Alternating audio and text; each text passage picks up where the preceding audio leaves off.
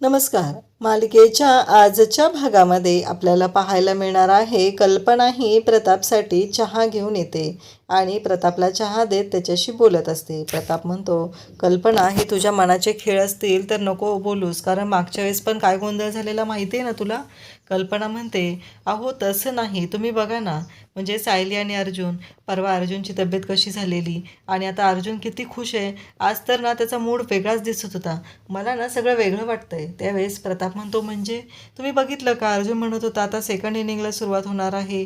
मग second inning म्हणजे काय म्हणायचं आहे अर्जुनला, कारण सेकंड इनिंग म्हणजे आता ते बाळाचा विचार करताय तो. पण इकडे प्रताप मात्र कल्पनाला समजावत असतो, कल्पनाला सांगत असतो, कल्पना असा विचार करू नकोस, तुला माहिती आहे ना मागच्या वेळेस काय गोंधळ झालेला, त्यामुळे अजिबात असा विचार करू नकोस.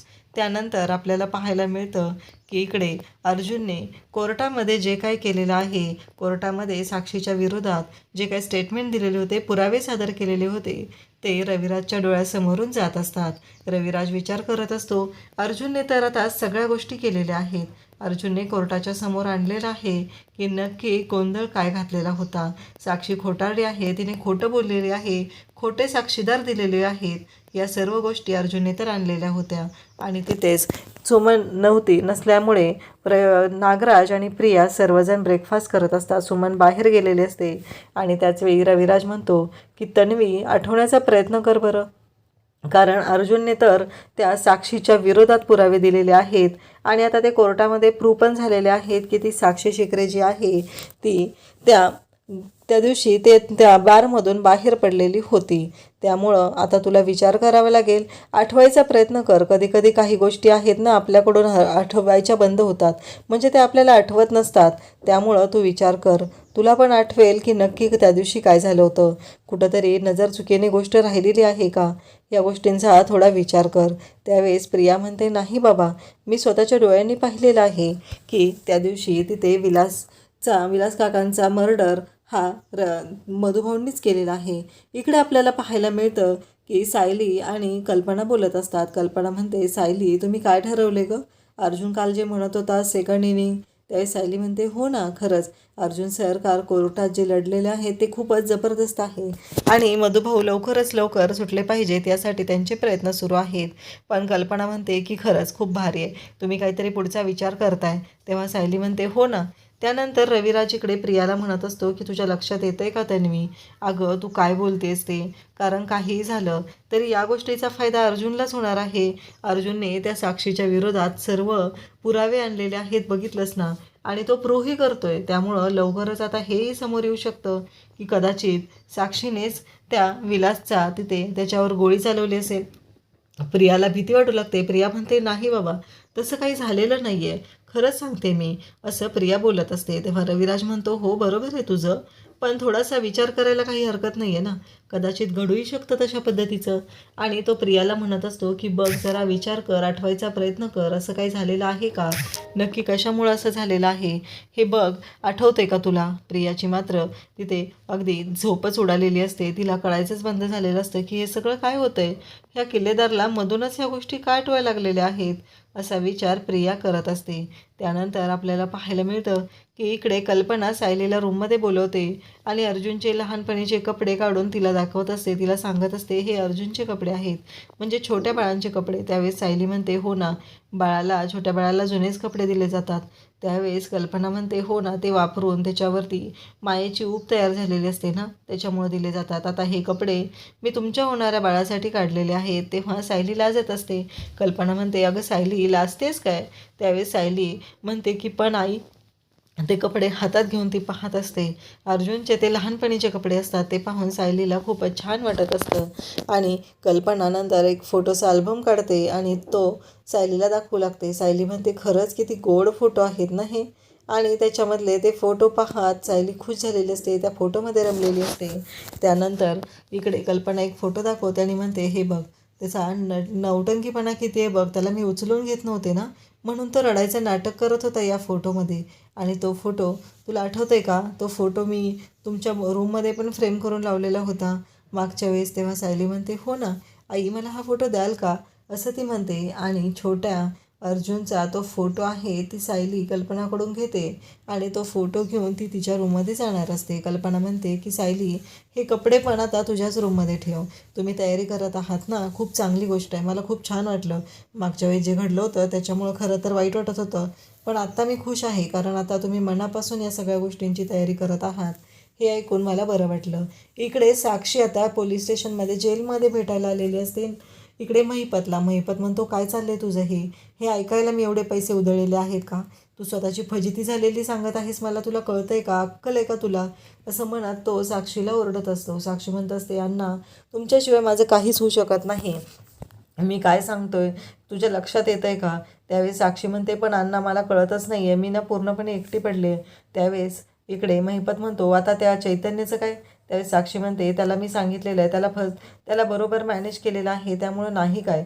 मग इकडे महिपत म्हणतो की आत्ताच्या आत्ता त्या अरविंद वकिलाला जाऊन भेटायचं आणि मला इथून बाहेर काढायचं. मला जोपर्यंत तू बाहेर काढत नाही तोपर्यंत तू सेफ होऊ शकत नाही. आणि इथं मोबाईलवरती मी तुला जे काय सांगत आहे ना ते जरा ऐकत जा आणि त्या पद्धतीने वागत जा. त्यानंतर आपल्याला पाहायला मिळतं की इकडे प्रिया विचार करत असते. तेवढ्यात तिथे नागराज येतो आणि नागराज म्हणतो, कळतंय का तुला? आता तुझ्याबद्दल संशय आलेला आहे. काय होऊ शकतं माहिती आहे का तुला? त्यामुळं प्रिया म्हणते की हो, बरोबर आहे, काय होऊ शकतं हे मला माहिती आहे, पण आता पुढे काय करायचं? त्यावरती नागराज प्रियाला सांगत असतो की आता आपल्याला पुढचं नाटक वटवायचं आहे. काहीही झालं तरी आता दादाला हे कळता कामा नये की हे सगळं कशामुळं झालेलं आहे. त्यानंतर आपल्याला पाहायला मिळतं की प्रिया म्हणते, 5च मिनिटात मी नाटकाचा पुढचा अंक सुरू करते. आणि त्यानंतर इकडे कल्पना आणि विमल दोघीजणी डिंक लाडू, हळीवाचे लाडू बनवत असतात. अश्विन तिथे येतो आणि म्हणतो, मम्मा, काय आहे हे सगळं? तेव्हा कल्पना म्हणते, अरे हे बघितलंस ना, हे लाडू बनवते. त्यावेळेस अश्विन म्हणतो, कोणाची डिलिव्हरी झालेली आहे? हे लाडू कशासाठी बनवते? कल्पना म्हणते, कोणाची नाही रे, हे सायली बहिणीसाठी बनवते. तुझ्या दादाने आणि सायली बहिणीने बाळाचा विचार करायचं ठरवलेला आहे, त्यासाठी हे सर्व मी करत आहे, असं कल्पना सांगते. त्यावरती अश्विन म्हणतो, काय? हे तुला त्यांनी सांगितलं का? कल्पना म्हणते, नाही, तसं स्पष्ट नाही सांगितलेलं. अश्विन म्हणतो, मामा, थोडंसं शांता, एवढी घाई नको करूस, तुला माहिती आहे ना काय गोंधळ होऊ शकतो, असं अश्विन कल्पनाला सांगत असतो. कल्पना म्हणते, हो बरोबर आहे, मला माहिती आहे, पण तू पण जाऊन सांगू नकोस, त्यांनी स्वतःहून सांगू दे. आता मी लाडू टेस्ट करून बघतो, असं म्हणत अश्विन लाडू उचलतो. कल्पना त्याला ओरडत असते. त्यानंतर आपल्याला पाहायला मिळतं इकडे नागराज प्रियाला म्हणत असतो की तुला कळतंय का, दादाने आता किती मोठा प्लॅन केलेला आहे. आपल्याला आपण जी ती डेड बॉडी आणून ठेवलेली आहे ना त्याच्या पुढचं काम करायला घ्यायचं आहे आणि जरा लायकीत राहायचं आहे. सगळं जर व्यवस्थित मॅनेज करायचं असेल तर ह्या सगळ्या गोष्टी व्यवस्थित अशाच झाल्या पाहिजेत, असं नागराज प्रियाला सांगत असतो. प्रिया म्हणते की तो इमोशनल ड्रामा आपल्याला सुरू करायचा आहे, तुम्ही पुढे व्हा, मी आलेच, असं म्हणत प्रिया नागराजला तिथून जायला सांगते. खरं तर प्रियाला स्वतःलाही भीती वाटत असते की आता हे सगळं आपण कसं मॅनेज करणार आहोत. काहीही झालं तरी कोणाला कसलाही संशय यायला नको आहे आणि हा जो रविराज किल्लेदार आहे तो जरा जास्तच डोकं चालवायला लागलेला आहे, त्यामुळं त्याच्यासमोर हा इमोशनल ड्रामा असला आपल्याला पूर्ण करावा लागणार आहे. इकडे सायली छोट्या अर्जुनचे फोटो पाहत असते. त्या फोटोंशी अगदी लहान बाळाशी बोलतात त्या पद्धतीने ती बोलत असते आणि इतकं गोड असावं का कुणी, किती क्यूट आहेस तू, असं बोलत असते आणि त्या फोटोची ती पप्पीही घेत असते. त्यानंतर आपल्याला पाहायला मिळतं अर्जुन काही फाईल शोधत असतो. त्याला फाईल सापडत नसतात. अर्जुन म्हणतो, मला वाटतं घरी राहिले असेल, मिसेस सायलींना कॉल करून सांगतो पाठवून द्यायला. पण तो म्हणतो की कॉल नाही, आता मी व्हिडिओ कॉलच करतो, असं म्हणत अर्जुन सायलीला व्हिडिओ कॉल करतो. सायली फोन उचलते. त्यानंतर अर्जुन तिला म्हणतो, मिसेस सायली. त्यावेळेस सायली म्हणते, बघितलं का? त्यावेळेस अर्जुन म्हणतो, काय आहे?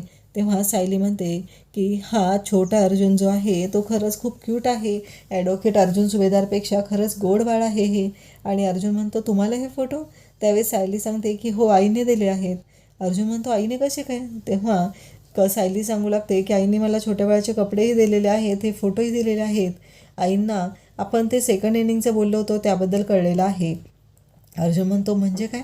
आईला आपल्या कॉन्ट्रॅक्ट मॅरेजबद्दल कळलं, म्हणजे आपण कॉन्ट्रॅक्ट मॅरेज स्टॉप करणार आहे याबद्दल कळलं, असं अर्जुन बोलत असतो. आणि सायली म्हणत असते की अर्जुन सर, आणि तिकडून कल्पना आलेली असते. कल्पना सायलीसाठी दूध घेऊन आलेली असते आणि कल्पनाच्या कानावर शब्द पडतात की सायली आणि अर्जुन यांचं कॉन्ट्रॅक्ट मॅरेज झालेलं आहे. उद्याच्या भागामध्ये आपल्याला पाहायला मिळतं की कल्पनाने सायलीला बोलवलेलं आहे आणि ती हॉलमध्ये तिला म्हणत आहे की हे जे कलर आहे त्यातला एक कलर सिलेक्ट कर, कारण तुमच्या तिघांसाठी हे मी याच लोकरीचे सेम रंगाचे कपडे विणणार आहे असं ती सायलीला सांगत असते. सायली म्हणते, पण आई, त्यावेळेस कल्पना म्हणते, हो, मी तिघांसाठी 3 स्वेटर विणणार आहे, त्यामुळं ती तयारी करावीच लागणार आहे. इकडे अर्जुनला धक्का बसलेला आहे. कल्पनाने हे सर्व ऐकलं तर नाही ना असं त्याला वाटत आहे. आता अर्जुन सायलीच्या कॉन्ट्रॅक्ट मॅरेजचं सत्य कल्पनाला समजलं असेल का? तुम्हाला काय वाटतं ते कमेंट करून सांगा. अशाच अपडेटसाठी चॅनलला सबस्क्राईब करा. थँक्यू.